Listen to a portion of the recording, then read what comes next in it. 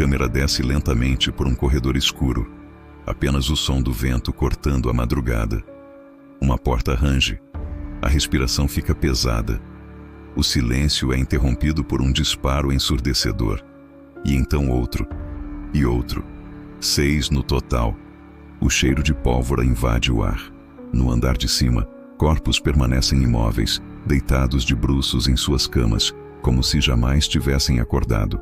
Naquela madrugada de novembro de 1974, dentro da imponente casa colonial de número 112 da Ocean Avenue, uma tragédia sem precedentes aconteceu.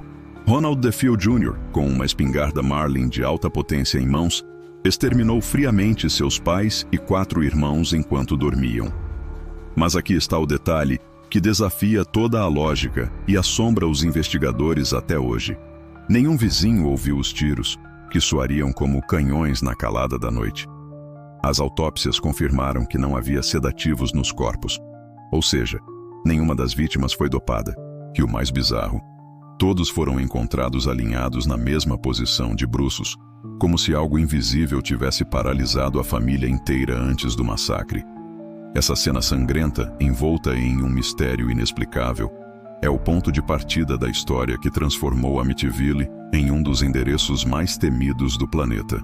Mas o que você ainda não sabe é que existem segredos perturbadores, escondidos da versão oficial, que podem mudar tudo o que acreditamos sobre esse caso. Hoje, você vai mergulhar comigo em uma investigação que mistura crime brutal, vozes inexplicáveis e forças que parecem ultrapassar os limites do humano. Prepare-se.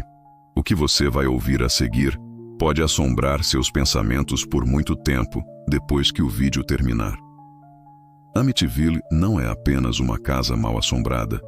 É um enigma que atravessou décadas, misturando realidade e sobrenatural de uma forma que até hoje ninguém conseguiu explicar completamente.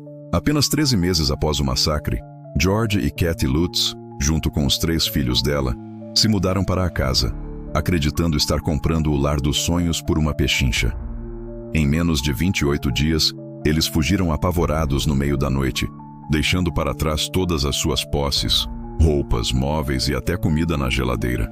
Eles juraram ter enfrentado aparições demoníacas, odores nauseantes de perfume e enxofre, uma legião de moscas em pleno inverno, objetos se movendo sozinhos e até ataques físicos invisíveis contra seus filhos. Mas afinal, quanto disso é real e quanto foi invenção? Seria tudo uma farsa bem arquitetada para lucrar com a tragédia que abalou a cidade? Ou será que havia algo sombrio, algo vivo e faminto, nas paredes daquela casa, esperando apenas por novos moradores para se alimentar de seus medos? E antes de revelar os segredos mais perturbadores de Amityville, eu quero saber de você.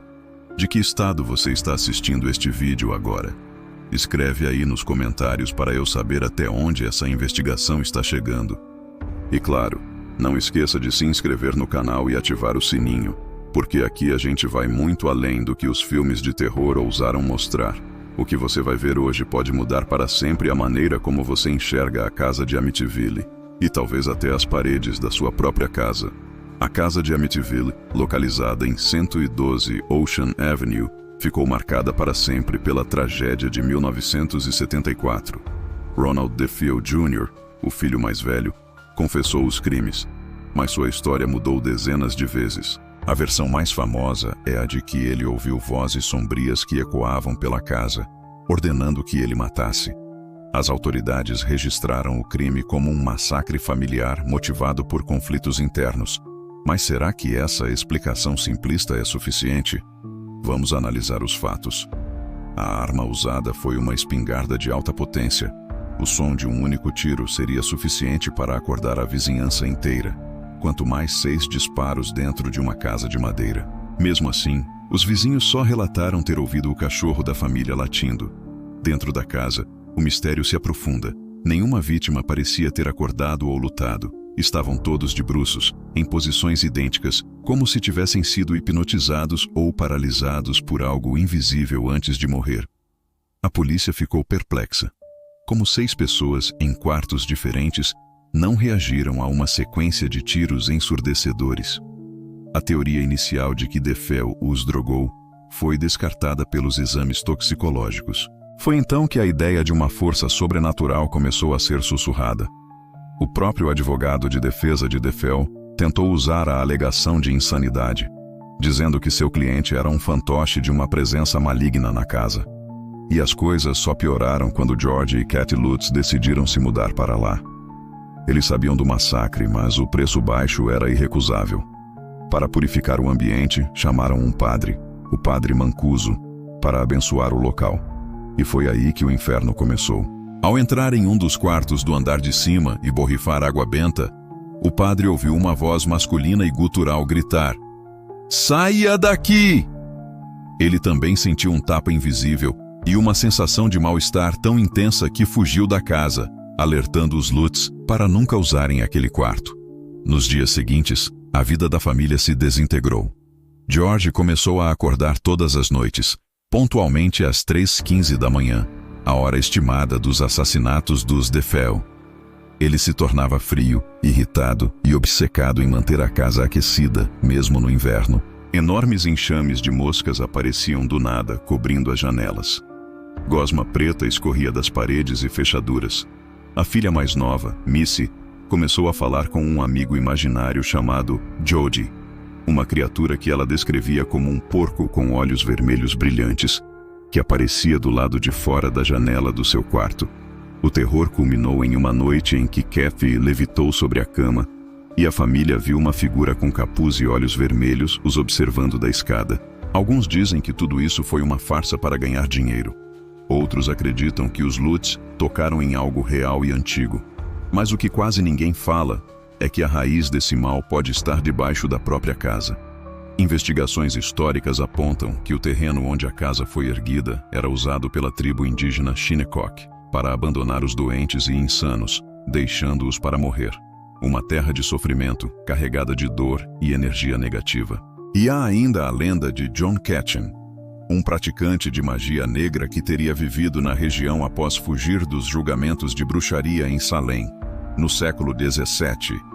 Dizem que ele pediu para ser enterrado em sua própria propriedade e que seus restos amaldiçoados ainda estariam por lá, enraizando o mal naquele solo. Essa teoria explicaria a força que teria manipulado a mente já instável de Ronald DeFeo e, mais tarde, atormentado os Lutz. Até hoje, moradores da região relatam luzes misteriosas e vozes ao redor do local, muito antes e muito depois da saída dos Lutz. O que mais assusta em Amityville não é apenas o crime brutal ou os relatos sobrenaturais.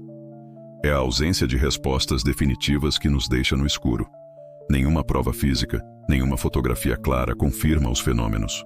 Mas, ao mesmo tempo, a consistência nos testemunhos de diferentes pessoas ao longo de décadas mantém o mistério vivo e pulsante.